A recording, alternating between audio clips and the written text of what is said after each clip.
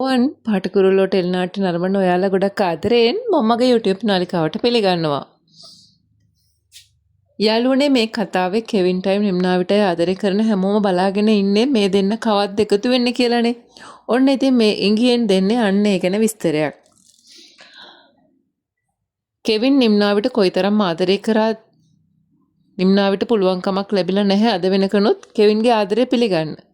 ඇත්තටම නිම්නාවේ හිතන්නේ කෙවින් කරේ ලෝකු බොරුවක් කියලානේ. මොකද නිම්නාවිට මේ වෙලාවේ මේක හරියට තේරුම් කරගන්න පුළුවන් කමක්වත් නැහැ. මොකද නිම්නාවිට මතක් වෙන්නෙම කෙවින් තමන්ගේ නම වෙනස් කරලා නිම්නාවිත් එක්ක සෙල්ලමක් කරා කියන එක.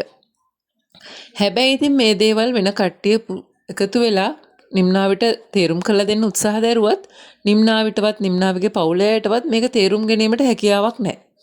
ඒත් මේ විදියට කතාව දිගින් දිගටම යද්දී නිම්නාවිගේ හිතේම කෙවින්ට ආපහු ආදරයක් ඇති වෙන්න ඕනි.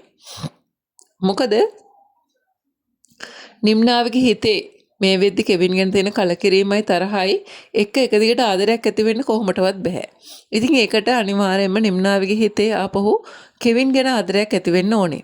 ඉතින් කතාව දිගට ගලාගෙන යද්දී අනිවාර්යයෙන්ම නිම්නාවිගේ හිතේ කෙවින් ගැන ආදරයක් ඇති වෙනවා. ඒ කියන්නේ මේ වෙච්ච හැම සිදුවීමක්ම සිද්ධ වුණේ ඇත්තටම කෙවින් නිම්නාවිට හුඟක් ආදරය කරපු නිසා බවත් මේ හැම බොරුවක්ම කියලා ඉවර වෙලා තමන්ව තමන් ලං කරගන්න උවමනා වෙච්ච නිසා ඒ හැම දෙයක්ම කරපු බවත් නිම්නාවිට තේරුම් යනවා. ඉතින් අන්න එහෙම නිම්නාවි තේරුම් ගත්තට පස්සේ නිම්නාවිම කෙවින් හොයාගෙන යනවා. ඉතින් අපිට මෙන්න මේ කොටස මේ කතාව තව ටිකක් ඉදිරියට යද්දී බලා ගන්න පුළුවන් වෙනවා. ඔයා මොකක්ද මේ ගැන හිතන්නේ? ඔයාට පුළුවන් මේ ගැන මට කමෙන්ට් එකකින් කියන්න.